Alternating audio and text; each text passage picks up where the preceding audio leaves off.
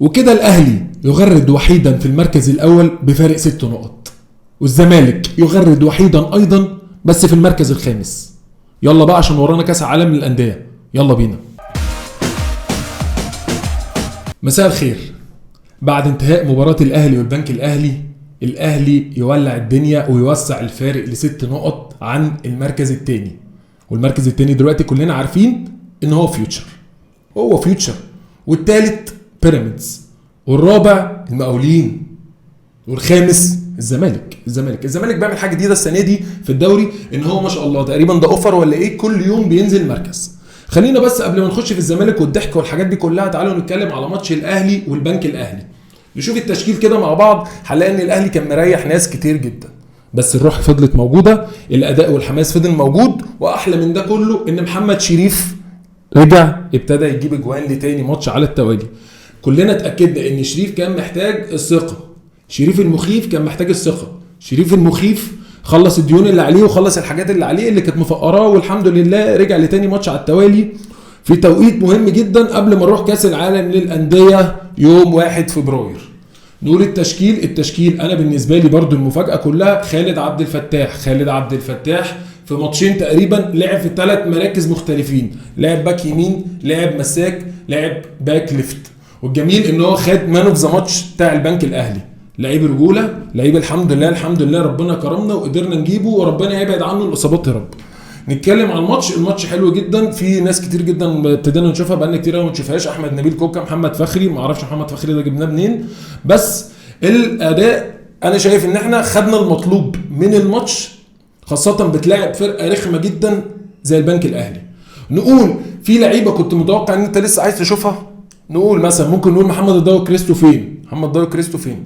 لو انت شايف في لعيبه تانية ما كانت ممكن نبقى نشوفها، بقول لك ايه، ما تكتب لنا في الكومنتات كده مين في الاهلي لسه بعد حتى راحه اللعيبه دي كلها ريحناهم وما اتفرجناش عليهم.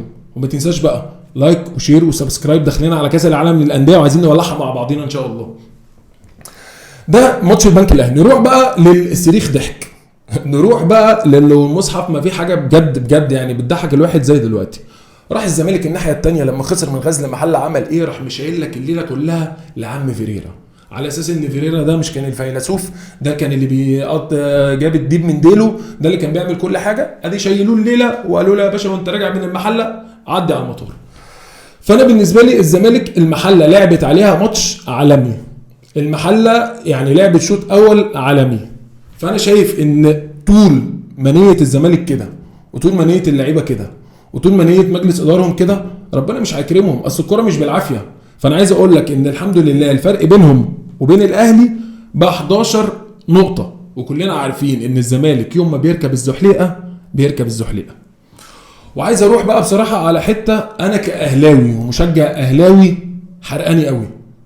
انا عمري في حياتي كشخصيتي او كاي حد ان انا اسمح ان حد يغلط في رئيس النادي بتاعي، ان حد يغلط في لعيب، ان حد يغلط في عماد متعب اللي هو رمز من رموز النادي الاهلي. انا ما اعرفش مدى السكوت ده كله ايه، ويعني اتمنى ان يكون في قرارات، واتمنى يكون في رد فعل، وانا عارف ان الاهلي مش هيسيب حقه، بس احنا كاهلاويه كلنا داعمين للعيب بتاعنا، داعمين لمجلس الاداره بتاعتنا. وحاجه اخيره عن الزمالك عشان بجد ما ينفعش افوتها، كلنا شفنا في الماتش الفار شغال 0-0، جه الشوط الثاني قال لك سبحان الله عطل في عربيه الفار. يعني ايه الفار مش شغال؟ الفار مش شغال. قال لك مش شغال قد ايه؟ قال لك احنا بنصلحه يا معلم وبنشوف الدنيا بتقول ايه. يشاء القدر ان في الدقيقتين او ال3 دقائق يا عم 5 دقائق ان الفار عطلان، تيجي اللقطه المحببه لكل الزملكاويه، وبالاخص اللقطه المحببه لاحمد السيد زيزو. ليه؟ عشان هو احسن واحد بيشوط ضربات جزاء. سبحان الله ضربه جزاء، فالمحله بتعترض، فالحكم قال لهم كده، قال لهم ده الفار مش شغال صحيح. طب ايه انا كده صفرت طب بتاع. فالمهم حسب ضربه الجزاء، واول ما زيزو جاب الجون ايه اللي حصل؟ الفار اتصلح. وعايز اقول لك عشان يرجع الزمالك للماتش ويقول لك ايه احنا حسبنا جون ونولع الماتش، يمكن على امل الزمالك يتعادل قدامهم 6 دقائق وما فيش امل وما فيش اي رجا. وفوق ده كله عشان الدوري ما يروحش اكتر من كده من الزمالك او ما يبتديش ينزل في الزحليقه دي. احنا عالم على اخر الاسبوع ممكن يلي العاشر، هتقول لي الدوري واقف، هقول لك ما اعرفش، هو تقريبا الزمالك كل يوم بينزل مركز لوحده. عشان كده راح قال لك ايه، احنا هنشيل رئيس لجنه الحكام الاجنبي اللي احنا جايبينه، اللي هو اصلا حكم عالمي، ليه؟ معلم ما ينفعش يا معلم، ده تالت ماتش الزمالك ما تحسبلوش ضربه جزاء ازاي؟ فدي نقطه الواحد ما كانش ينفع يعديها.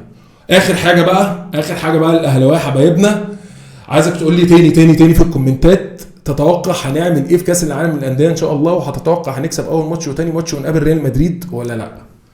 احنا احسن سيناريو حصل ان احنا الحمد لله اللعيبه فاقت، محمد شريف رجع، روح، حماس، نتائج، متصدرين الدوري فرق مريح جدا قبل ما نخش على كاس العالم للانديه. اول ماتش ضد اوكلاند سيتي ان شاء الله يوم 1 فبراير. طول عمرنا فخورين بالاهلي، طول عمرنا داعمين الاهلي، طول عمرنا مصدر سعادتنا هو الاهلي، وطول عمرنا بنحب الاهلي، والاهلي فوق الجميع. سلام.